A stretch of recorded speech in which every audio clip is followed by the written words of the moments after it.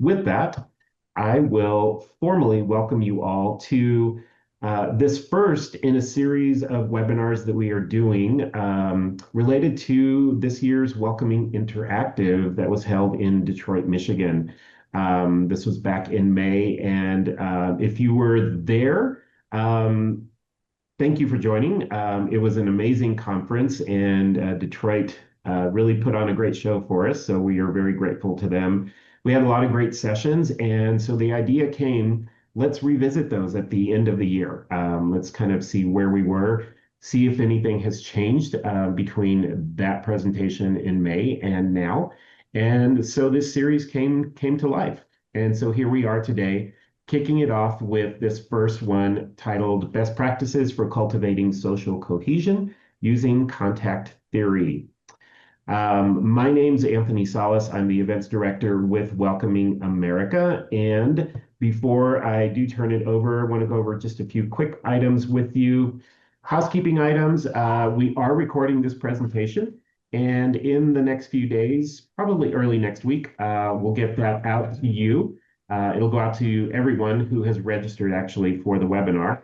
And you'll be able to access this, revisit it, and any resources that are shared during this will also include those as well. I don't know that there are any on here just yet, but I know a lot of people like to add their AI bots to record the session. If there are any in here, those will be removed because we are providing the recording. So just a heads up on that. And then for any communication that you want to provide in terms of chatting with us. So use the chat area that you've been entering your locations in for any technical questions. Preferably if you have content questions, and we hope you do, we'd ask that you use that Q&A feature and enter your content questions there. We will leave time at the end of the presentation to address as many as time does allow for that. So for those of you that are not members or are not familiar with our organization, Welcoming America, I want to just very briefly talk a little bit about who we are. We are a national nonprofit organization, and our goal is to lead a movement of inclusive communities that are working together to ensure that everyone belongs, that they feel that they're contributing to those communities. We do have a network membership that is made up of about 300 organizations, nonprofits, and government organizations across the country. And as a member of the network, they get a lot of exclusive benefits as members, but they also get some general benefits as well, such as expert coaching, strategy planning, and a lot of resources and specific programs on topics that are necessary to the membership there. So I invite you to, if you haven't already done so, go to welcomingamerica.org and learn more about us. And again, if you're not a member, consider becoming a member. So we are ready to get started now, and it is my great pleasure to introduce our speaker for this first in the series today. Dr. Elena Jackson is the Managing Director with Global Detroit. On a personal note, I will extend a public thank you to Dr. Jackson for doing this. She's also doing one in December, so we'll come back to that one. But Dr. Jackson and I got to know each other in the process of preparing for the Detroit conference. I think it was over, a year and a half, 2 years in-person meetings, and became great friends through the process. So I'm thrilled to have her joining me in this presentation and sharing this really great session with you. So with that, I am going to turn it over to her to get started. Thanks, Anthony. He knows he's one of my favorites. And if I could move and live next door to him, I would, although some might call that stalking. But, welcome, everyone. I'm glad you joined us today. Our session builds on my earlier presentation, which, like Anthony said, we did at Welcoming Interactive. And that presentation was called Contact Theory as a Tool for Cultivating Social Cohesion. That report shared the findings of our social cohesion pilot and its outcomes. This presentation builds on that by introducing our best practice guide, which is a companion resource designed for practitioners who want to apply the lessons from the social cohesion pilot in their own immigrant inclusive work. And we hope that it will help you advance in your community's social cohesion goals. So I'll briefly review the pilot, discuss how contact theory guided our approach to implementing the pilot, and then highlight some key takeaways and tools from the best practice guide. Next slide, please. So social cohesion refers to the degree of unity, solidarity, and social bonds within a community, encompassing a sense of belonging, trust, and cooperation among individuals and groups. It contributes to social stability and the community's general well-being. If concerted efforts to build social cohesion are not made or are not designed in response to the larger context of American racial inequities, then efforts to systematically benefit from rapid immigration will not be as successful for the communities involved. And underlying that is simply this: when we strengthen social cohesion, we strengthen our capacity to achieve shared outcomes and ensure all residents, new and long-term, benefit from community development and economic development. Next slide, please. So how did the social cohesion pilot even come about? We published a report in 2021 called the Building Inclusive Cities Report. And in that report, we studied the impact of rapid immigration in an African-American neighborhood, in a set of African-American neighborhoods. And what we found was that rapid immigration in historically African-American neighborhoods brought positive socioeconomic impacts without geographical displacement. And these were positive impacts that were shared across the community, not just favored by newcomers. And so the report also revealed, however, despite those positive impacts, differences in perceptions between newer immigrants and residents who were their longer term neighbors. And those differences in perceptions contributed to what we describe as a social strain and disconnectivity between different ethnic and racial groups. What we figured out after all of that great work was that if these tensions were left unaddressed, these dynamics risked exacerbating what the Building Inclusive Cities report described as a lack of social cohesion. So while our earlier research showed that while immigration was improving neighborhood conditions, it was reducing blight, increasing property values, stabilizing community, people's perception of safety was improved. All of those socioeconomic factors that we usually consider were trending in positive directions. But if we did not address social cohesion, we knew that we were risking keeping all of those positive impacts in place. And we knew that we were risking keeping a sense of community in place such that it was pacing in a positive direction along with the socioeconomic benefits. So that imbalance between neighborhood improvements and social distancing and the presence of what we describe as intergroup biases, so anti-immigrant biases being held by African-American neighbors and anti-Black biases being held by immigrant neighbors, became our call to action. We saw a need to intentionally cultivate social cohesion between immigrants and long-term residents.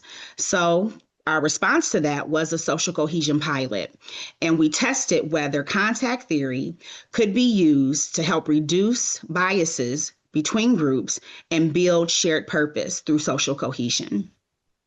Next slide, please.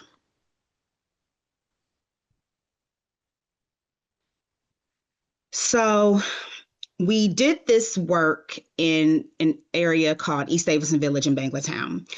And these are communities that physically, geographically sit together, although they do border two different cities. Both of these areas were a part of the original Building Inclusive Cities report and research in 2021. And what's interesting is that between these two communities, there are a lot of shared challenges. So There was low prior interaction on both parts by both either community. There were language and cultural differences on both parts within each community. But what we found from the pilot was that when we addressed social cohesion using contact theory, at the end of the pilot, whereas before there was all of this social distancing, there was this us versus them, what we found was that 80% of the residents now know more people of different backgrounds, whereas before people barely knew each other outside of their own area. We also found that language changed. People stopped using us versus them language and began using we language, encompassing the entire community. We also found that after doing the work and struggling through problem solving and generating solutions, that friendships were formed. And they were formed organically across these different lines of, cultural difference, language difference, so on and so forth. So these shifts from things like they and them to we, and these new friendships, these new organic relationships and networks that we're developing, showed us how everyday collaboration can reshape and change perception. And this is what contact theory looks like when applied in real life.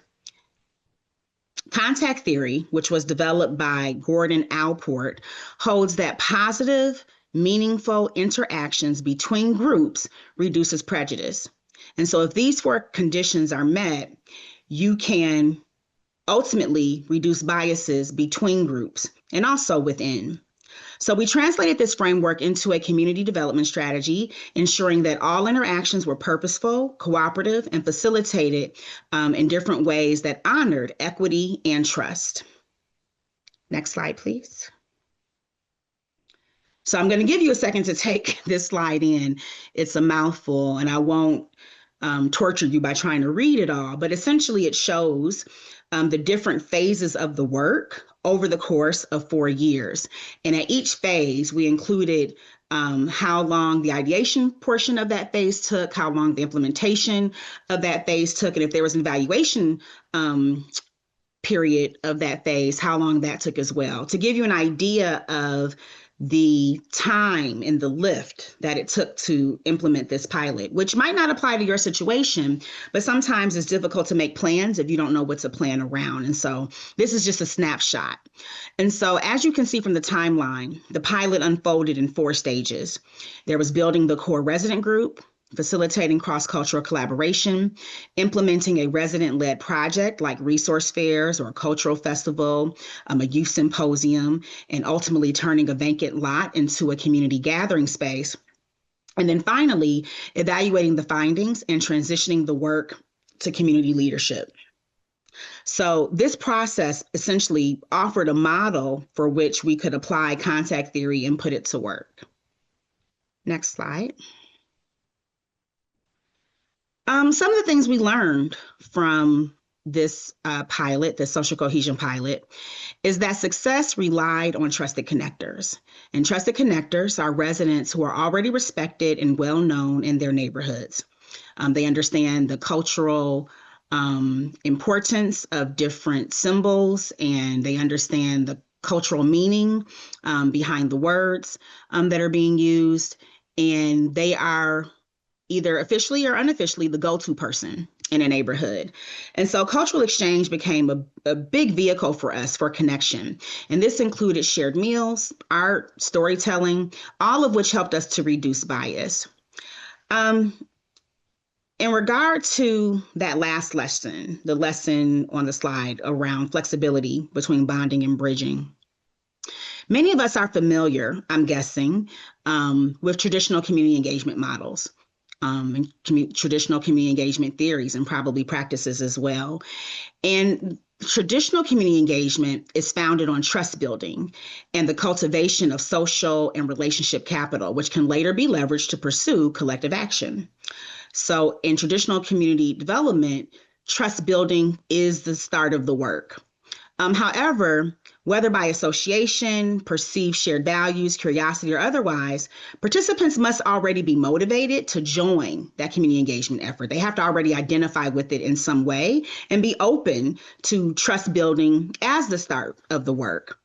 In practice, such models tend to attract individuals who are already predisposed to civic participation and who often share similar social, cultural, or ideological affinities. This dynamic can unintentionally reinforce homogeneity and limit the diversity of representative voices, reinforcing, therefore, existing social networks rather than expanding them.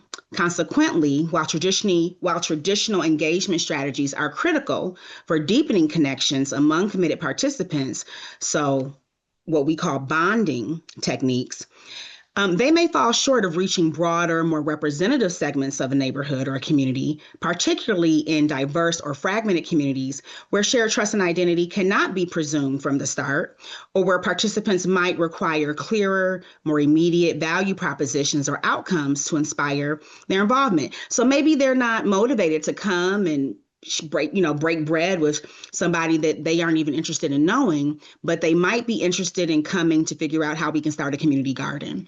Maybe they aren't interested in coming to learn more about your migration journey and what do we both do with the sweet potato, but they are interested in figuring out how to implement or get the city to implement traffic calming measures to make the pedestrian traffic safer. So, in contrast, contact theory emphasizes the power of structured cooperative interactions between individuals from different backgrounds to reduce prejudice and build bridging social capital, as opposed to the intergroup bonding social capital. And crucially, we learned that the work required flexibility by moving between bonding within the group and bridging across them as trust evolved. And what's important to note that I didn't mention earlier is that social cohesion is not just simply unity. It's not just simply togetherness. We'll get into how it's a bit different in a second, but just keep that in mind. Next slide, please.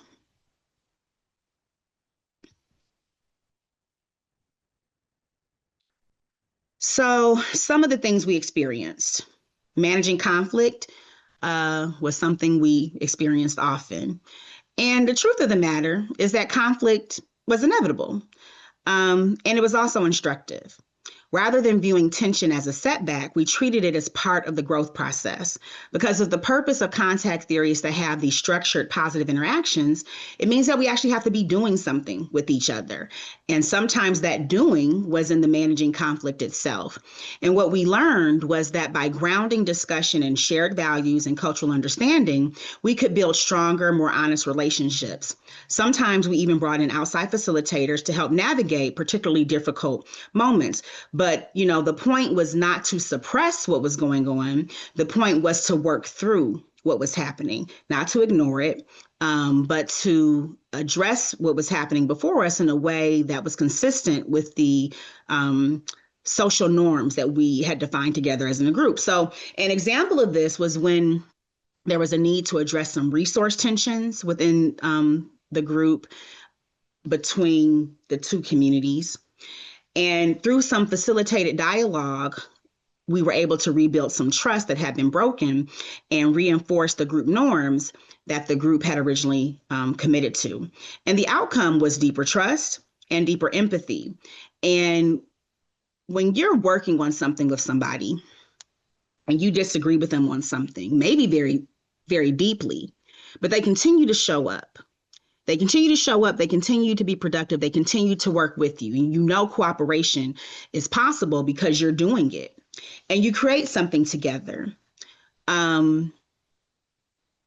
There's a different type of closeness that yields that I wouldn't say erases the disagreement, but allows you to move forward in spite of.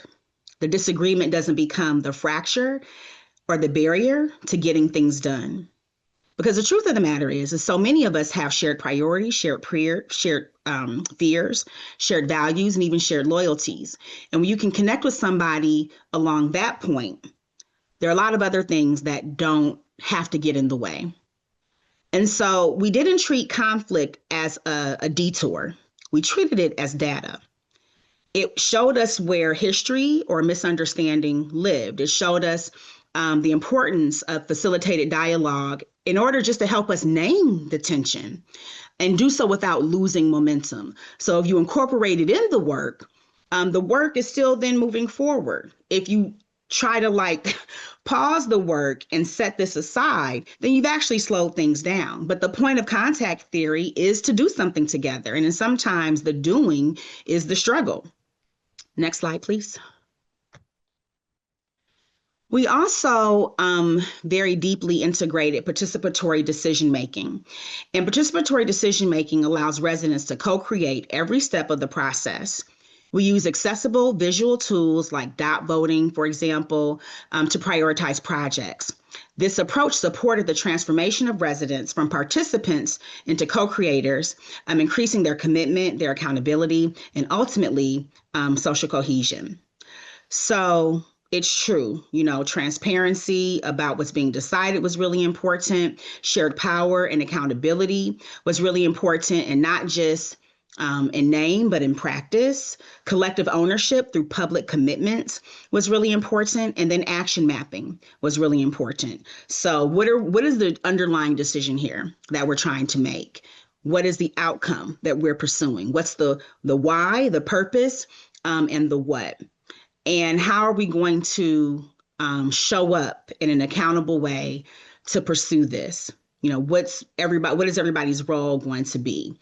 And you make those public commitments, and then you action map who's going to do what and when and where and how and where's additional support needed. So an example of this is that during the pilot, residents sometimes, once again, use dot voting and action mapping to decide which project they would pursue. And one of those projects ended up being the core project of the pilot, which was a vacant lot reclamation. And there was some tension around where the vacant lot, the chosen vacant lot should be. Once again, these are two communities who are adjacent to each other. Geographically, they're essentially the same community, but ethnically, culturally speaking, there's two communities, and they border two different cities. So should we do this work in Hamtramck, or should we do this work on the Detroit side? And, as we all know, there is such a thing as geopolitical boundaries, and those man-made boundaries do have meaning. And so we used participatory decision-making as a way to work through a decision like that, and then use the public commitments as a way to keep people motivated to doing the work that had been decided by the group. Every participant left with a clear commitment and a clear role every time. So I wouldn't say that this was something we didn't know going in, but it was affirmed, right? That participatory decision-making can turn contact into cooperation. And residents weren't just offering input, they were actually shaping and owning the work, which once again meant sometimes working through disagreements on what the work would even be, what the projects would be. Next slide, please. We also discovered that contact theory is not a straight path. When readiness or trust wavered, we learned to pivot back to the bonding activities, like the cultural events, the shared meals, or the storytelling, to build readiness for bridging activities, such as the joint projects we took on and the co-decision-making processes that we implemented. And so once we pivoted to a bonding technique to help build readiness, and that readiness was built, we would then return to a bridging technique. And this is really important because, once again, you're bringing people together who aren't necessarily motivated to even trust each other from the beginning. So I'll give you an example. During Ramadan, some of the Bangladeshi residents were less present, and the African-American residents did not know why. They weren't familiar with the holiday, and they didn't know about the fasting. And they had made some assumptions based on their own experiences and cultural understanding of what something means about why, the other neighborhood wasn't showing up. When we had a conversation about it as a group, and they learned that people were fasting, and they learned that, the meeting was set at the time that sometimes overlapped with when they would be breaking their fast, the grandmothers and the aunties and the sisters and brothers from the African American community were like, we need to change the time. We can't have you here passing out because you're starving. And how about we make the meeting virtual as opposed to in person, so that you have greater flexibility. And so we learned that having those types of conversations to work through misunderstandings while doing the work, once again, help to actually further the work.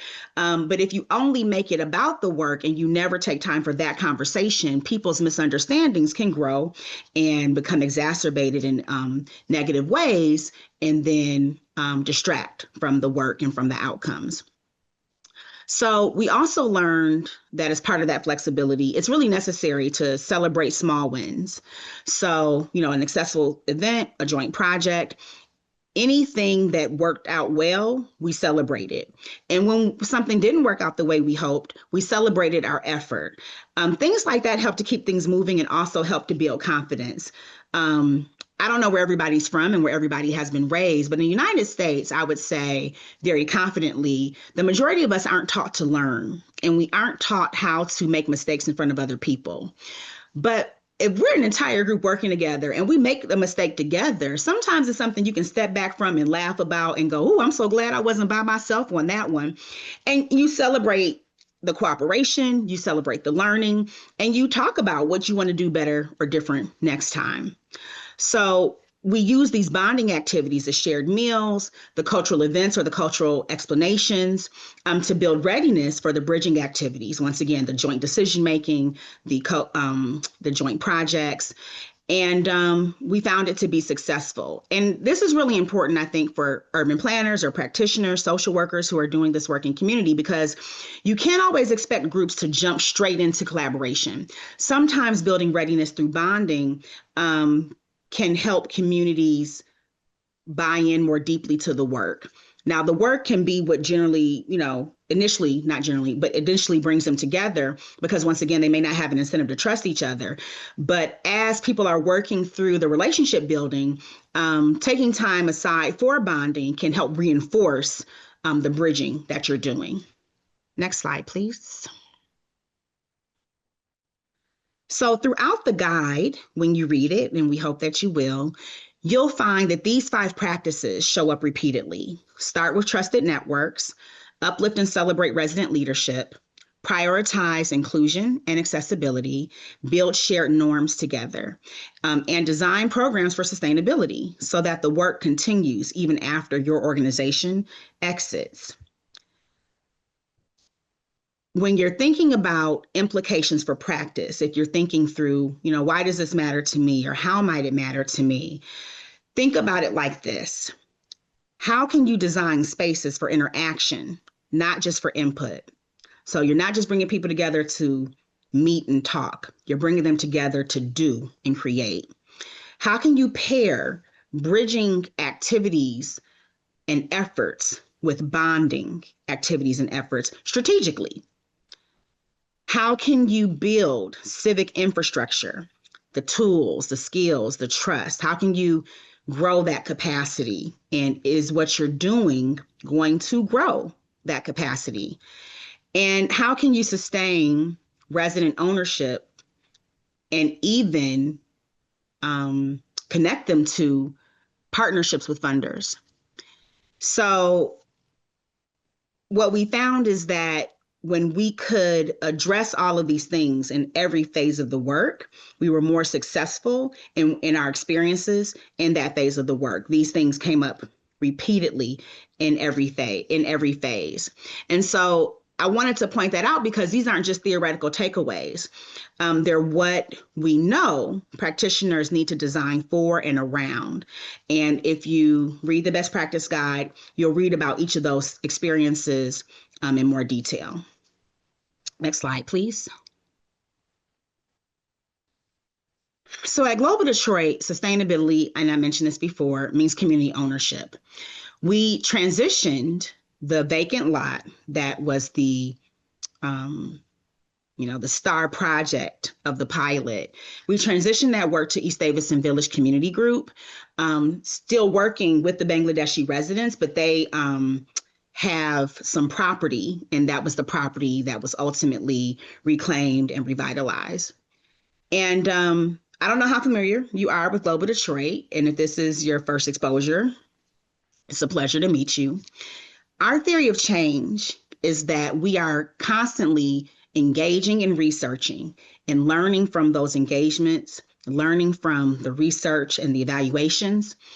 And as we move through the process of creating or piloting, pressure testing different practices or models, our intention is to not keep anything for ourselves or forever. Our intention is to take those things and release them into the ecosystem. We want to help the ecosystem grow in capacity. So we don't do a whole lot of direct service providing at Global Detroit. We serve the ecosystem by learning. Learning can be a slow and expensive process. And so if you have somebody who's willing to learn on behalf of the group, it's important then that they're sharing all of those things with the group. And so sustainability for us means that what we have learned has somehow fed the ecosystem, somehow has been adopted or embedded within the ecosystem. Possibly a project or a practice has been adopted or integrated into an organization or an institution, or even has made its way into policy. And so for us, sustaining the work doesn't mean that it has to stay with us. We know that we've affected systems change when we see institutions and organizations and policies embed the learnings and the lessons that we have learned. Next slide, please. So by applying contact theory and centering residents' voices, we believe that we can and have transformed proximity into partnership. Just because people live next to each other doesn't mean that they're in relationship. Just because people know each other doesn't mean that they're in relationship. Proximity does not automatically mean community. And what we learned was that we can transform proximity into partnership through contact theory and through the cultivation of social cohesion. Stephen Covey has a quote, which is the first quote on the screen: "Change moves at the speed of trust." And while I agree with this quote, and I agree that it's applicable at many cases, in most cases, I've also come to learn and appreciate, as evidenced by this pilot, that trust isn't always where the work begins. Sometimes it's what is built along the way. And what this pilot reinforced for me is that social cohesion is infrastructure, not just an outcome. What research has shown is that where a community has greater social cohesion, it also has stronger microeconomy. So your Main Street corridors are also doing better. It has a greater feeling of safety among residents. And there's all these types of cooperation that essentially support community resiliency.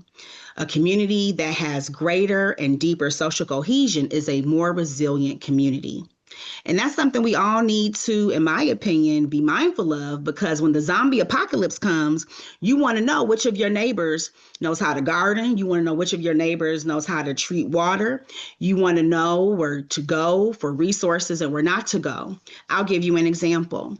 There are some Bangladeshi stores and restaurants in this neighborhood. At the beginning of the pilot, some of the African American residents, when we asked, what are they doing in the community, with the community, how are you experiencing your community? They said, no, we don't go to those stores. They're not for us. I don't even know what halal means, but I don't think I would be welcome there. By the end of the pilot, they're going grocery shopping together, swapping recipes. And, I was a little upset because they didn't bring me a plate every time. I said, look, if y'all are cooking, bring me a plate. But by the end of the pilot, they believed and felt and treated each other's things as their own things. There was much less of this, that's not for me. and I'm not going to go there. And so now you have a grocery store in the neighborhood that's getting more business from within the neighborhood. Another example, like I mentioned, there was some tension over where the vacant lot reclamation would occur between the Hamtramck side and the Detroit side. More of the African American residents live on the Detroit side. More of the Bangladeshi and Yemen residents live on the Hamtramck side. And we had to switch locations. And one of the Yemen residents said, if we do this in Detroit, I don't know that I'll feel comfortable going there.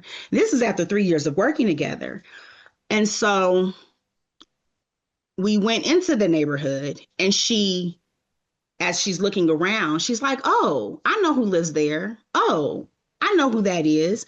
And I'm working hard to not say their names. But, I know this person. I know that person. This is my community. These are my people. I don't know what I was afraid of. I know them. I know that they love me and that they see me as their neighbor and they see me as their partner. I am safe here. I guess I was holding on to some older perceptions or fears. But I know this community because I know the people. And so sometimes I think we need to be mindful that social cohesion is the infrastructure upon which all of these other things rest. It's holding up the work and the outcomes. And it's not just an outcome itself. Yes, it's nice if everybody gets along. I have some friends that I get along with fabulously, but I can't work with them. They never get their work done. They don't show up on time. Social cohesion is great to have, just to have, but it can also be more in terms of furthering civic engagement, in terms of furthering community goals. So I would like to invite you to view this as an ongoing practice, not just something you do sometime or at one time, but really think through how you can deeply integrate this into whatever work you're doing in your own community and into your own community efforts. Where is there an opportunity in any of the work you're doing to cultivate social cohesion? And how might contact theory help you get there? Next slide, please. So the best practice guide is currently in its final stage of graphic design, and you'll be able to find it at our website, globaldetroitmi.org. You can also put your email in the chat. Since it's being recorded, I can ask for a transcript or just get it from the chat later when I watch the recording. And if you put your email address in the chat, or if you email me, there's my email address on the screen, I'll make sure you get a link to the guide once it's posted and available. But that's it for me today. Thank you for joining, and I'm happy to answer whatever questions you have.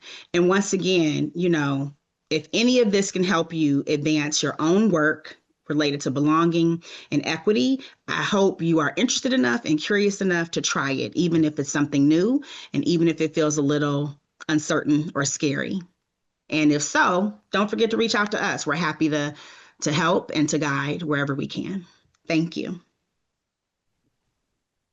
Well, I can't imagine a better way to kick off this series. I think this was fantastic and also I think very timely with what many are working on currently in building those communities. So thank you so much, Dr. Jackson. This has been amazing.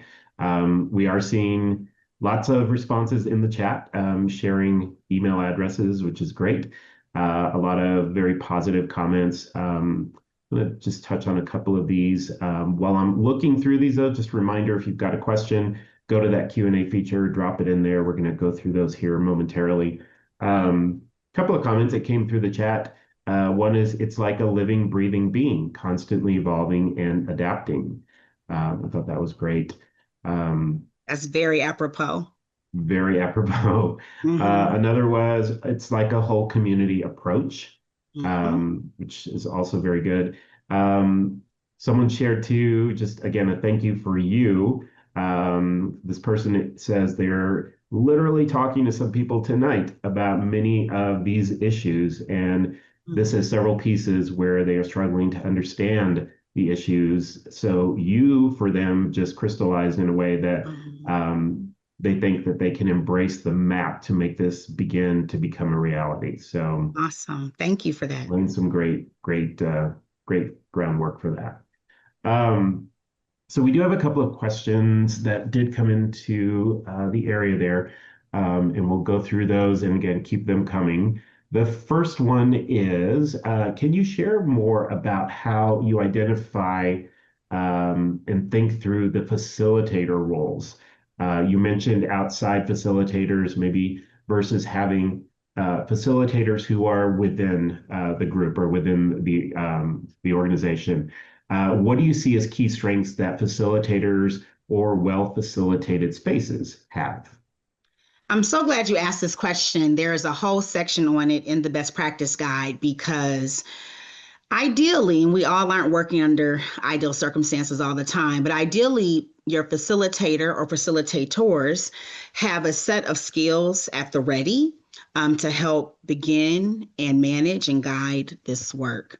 And understanding social cohesion, what it is and what it isn't, in this work, I think is important.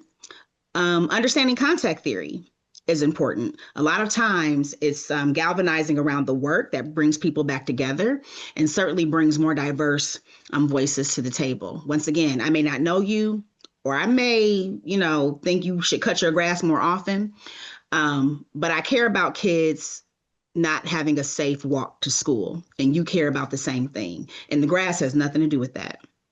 And so it's helpful to have a facilitator who understands what contact theory is and can use the work to bring people back to the core purpose and to keep things moving. Now, those are things somebody can read about and learn and watch some videos and have some conversations. Beyond that, I think understanding participatory decision making is really important because it can be really easy to have a takeover spirit and to guide towards what you think is the best thing. But unless you live in this community, it's not your community. You don't get to decide what's best for other people. That's condescending, it's patriarchal, and it's not, I believe, probably who any of us want to be.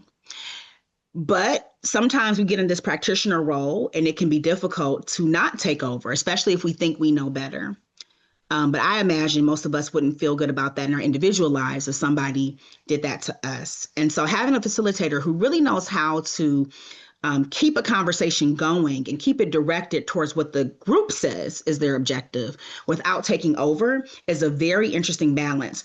Having somebody who doesn't just understand participatory decision making, but also who understands group conflict and maybe even who understands doing programming in a trauma informed way.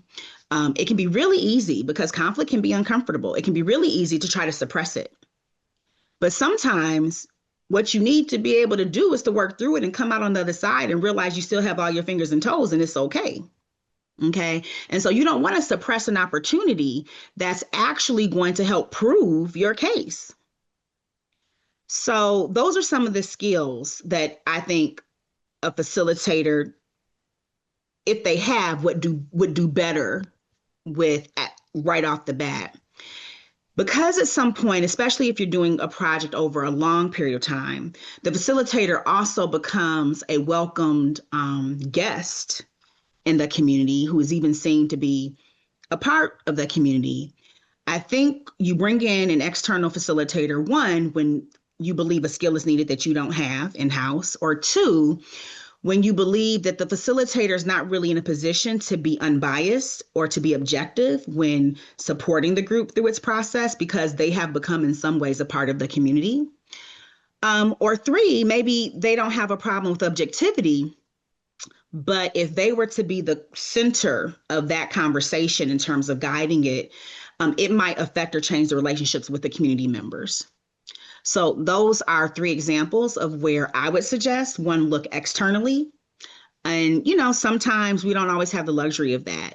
And so, is it about maybe not hiring a consultant, but going to another community member who's well trusted, who is like, the neighborhood block mediator anyways? Is it about bringing an imam in or a priest in or a pastor in? Is it about bringing in all three? Is it about going to my fellow community development organization that's in the adjacent neighborhood? Maybe they have somebody they can loan us for this moment. Or is it about somehow improving or increasing our own internal capacity to be able to address whatever the need is long term? That was amazing, and thank you for that. And as someone put into the chat there, this is oftentimes the hardest part of the process is finding that individual or individuals who can really lead that and lead it well. So appreciate you talking about how to establish that. Yeah, and Anthony, let Um, me just say one quick yeah. thing. And I'm not saying that because somehow we had it all together either. These are things that through mistakes and errors and trials and tribulations, we realized are needed. Now, some of it we did have, but all of it we didn't. Yeah. And the residents were really honest, giving us feedback about where we needed to improve. And, this is their neighborhood and they should have strong opinions. And so it was through some of our own trials and learning that we learned that. I don't want you to think we had it all together day one. No, and it is important to, realize that there are lessons in those mistakes, if Mhm. you are open to seeing those, and also allowing those individuals a safe space to be very honest about their struggles or, areas where they're not seeing their needs met. So, appreciate you being honest about that. A couple of questions that came through, I'm going to combine here. Both have to do with multilingual spaces. And so the gist of this is question, how can we encourage newly arrived immigrants who are not yet fluent in the language that is in the community to engage in those efforts around social cohesion and building it using the theories of contact theory?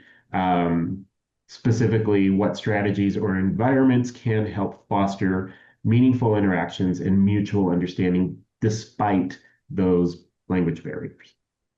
Well, having translators and interpreters wherever you can, and I would say all the time, if there is a group of folks or even just one person who wants to be a part of the effort, but for the language, they could be more deeply engaged. And sometimes that translator is not a professional person that, comes from an organization. Sometimes it's a neighbor. Sometimes it's a group of neighbors who agree to take turns translating and not just orally, but also anything in writing as well. And at the end of the day, the goal is to not leave anybody behind because when work needs to get done, we need everybody to participate in the work. I've lived in 8 different countries and I speak 6 different languages. And not because I have some penchant for learning languages. I'm just not very easily embarrassed. And I'm okay learning in front of others, which means I'm okay making mistakes in front of others. And sometimes that's what the work essentially comes down to. Can we learn together? Can we make mistakes together? And I can tell you, whether I said the word correctly in German or Italian or whatever, by the end of that conversation, they knew what I needed. Right? There's a lot of ways to communicate through the work, and language does not have to be the barrier to getting the work done. But you do want to be inclusive. And so when you are developing those community and social norms in the beginning, the group needs to decide what are they willing to do to ensure nobody gets left behind. And not even just because of language, but because of religion. Like I mentioned, the African Americans didn't know about Ramadan, and I don't want to be pejorative. I mean, many of them didn't, maybe a few did. And so when folks weren't showing up, it's easy to tell yourself a story about what that means. But you might not be telling yourself the accurate story. And so there are other things in addition to language that could be seen as or could really be potential barriers, but we don't have to make it so. And so there's some things you can start off addressing right away or supporting the group in addressing right away, including language access as part of the community norms. Excellent. Thank you so much for that. Appreciate it. Just as a follow-up to the next question from this individual is, should um, that practice be applied to an individual pretty quickly upon their arrival within the community, or should you kind of let them settle in a little bit, maybe kind of get their bearings about the community, and then offer that assistance? I mean, this is part of the thing about me being a guest and a visitor. I can't tell you when you're ready for a thing, and it would be presumptuous of me to even try to do so. If you're somebody like me who's lived in a bunch of different places, maybe I don't need, 14 months of self orientation. Maybe I need 2 weeks. And maybe, even if I do need more time to settle in, but I have a priority that I think needs to be immediately addressed by the group, that may be what the group needs to address. And so I wouldn't presume to say when it is best, although my guess is that a person's ability to contribute in some ways probably is affected by how much they know about the new place they've moved. I'll give you an example. What we learned through this process, and now we started another program, it launched this week. It's called the New American Leadership Academy. When residents want to get something done, they want a stop sign, they want a speed bump, they want to buy a lot from the county.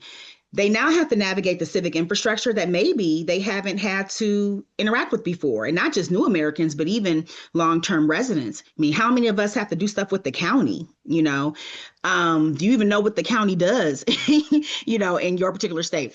So what we learned was that if residents don't have enough understanding of how to navigate civic infrastructure, everybody will have a challenging time. So this week, we launched the New American Leadership Academy, where we will be teaching residents about the civic infrastructure that they're living within and how that affects their daily lives and how they can tap into those departments and services to further their own goals and work and quality of life, and then share that information with neighbors, residents, and friends. And so what I would say is, well, I wouldn't presume to tell a person when they should begin participating in such an effort. I would say that what we did learn is the more people know how to navigate the civic infrastructure, the easier time they seem to have getting the work done that they're trying to complete. Awesome. Thank you so much for that. We are looking over at time, making sure we're doing good, and we are doing great there. Couple other questions here. I think we can get to both of these. The first being, this is a good one, I think. How do you encourage people to sign up and to show up when they have maybe already shown some reluctance to working with a group of people that they don't know anything about? And I know you touched a little bit on that earlier as part of your example, but maybe just elaborate on how that came to be. Yeah, I mean, this is why distinguishing between bonding techniques and bridging techniques is so important. Once again, if you're starting with trust building as the beginning of the work, and we know trust building is part of the work, but if you start there, you're probably going to primarily attract people who are already invested or curious or in some way supportive of that effort. But when you center it around a shared priority, a shared fear, a shared loyalty, or a shared goal, people come because the thing that they care about is more important than their feelings about you. I care more about my kid being able to walk to school safely than I care about you mispronouncing my name, or than I care about how I believe you may have voted. Your kid is walking to school, and sometimes they may even be walking with my kid. We don't want them to get hit by a car that's going 40 miles an hour in a 20-mile-hour road. If the neighborhood is experiencing flooding and people are losing parts of their property, mold and things like that, that's something that the neighborhood can collectively get around regardless of how well they know each other. And so when you start off with a shared priority, when you start off with a shared fear, shared loyalty, shared goal, you're likely to attract a pretty diverse set of voices into the work. And then you let them decide what the work needs to accomplish.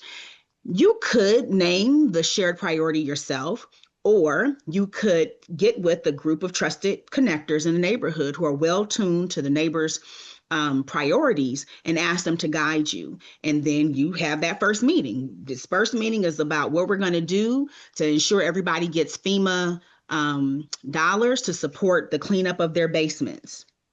I may not like you, or I may think I don't like you, but my basement has mold in it. Help me. Yep, absolutely. And it's situations like that that oftentimes do bring individuals and communities together. So great example there. Appreciate that. We are getting close to time. So I was hoping we'd get one more in, but I want to make sure to, again, stay respectful of your time and everyone else's. So we're going to go ahead and wrap it up here. But thank you on behalf of Welcoming America, as well as all of our registrants for this session today. This has been an amazing start to the series, as I said, and we're just so grateful for you and for sharing the experience that you've had with this, because it's allowing everyone else to learn from you. And so that's how we all learn, right? We give to each other. So thank you for that so much. Thank you for having me.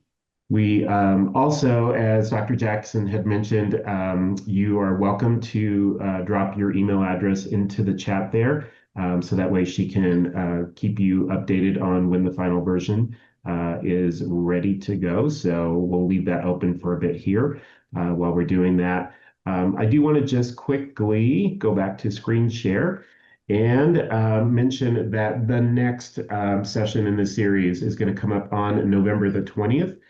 That one is going to be Safe Communities, Advocacy, Responses to Local Law Enforcement Policies.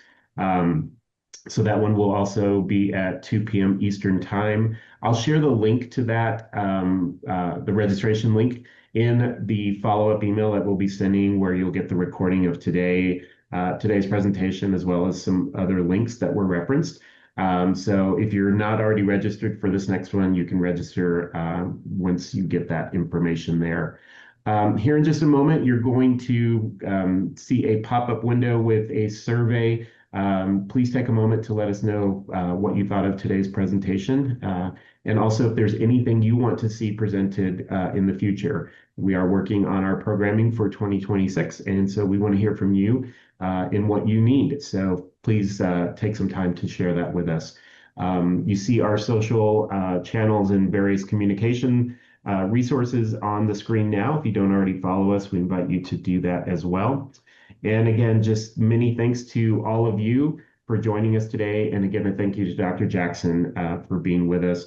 I appreciate so much all of you taking the time to join us for this webinar and all the webinars that you join. I know that you all have a lot going on in your communities and your organizations, but making the time for this really does mean a lot. So thank you so much. Hope you all have a great rest of your afternoon and a great weekend ahead. Take care, everyone. Thank you.